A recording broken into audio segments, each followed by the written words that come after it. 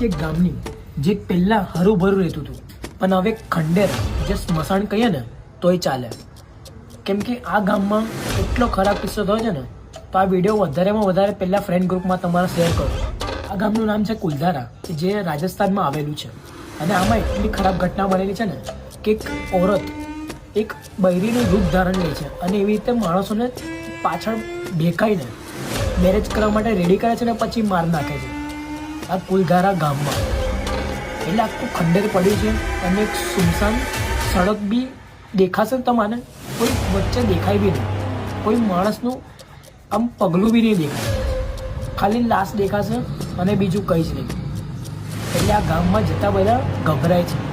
તો એમાં જ થોડોક નાનો શોર્ટ વિડીયો એક વ્યક્તિએ ઉતાર્યો છે, તે તમને બતાવવા માંગે છે. એ બી દિવસમાં ઉતાર્યો છે, રાત્રે કોઈનું જોવામાં તાકાત નથી.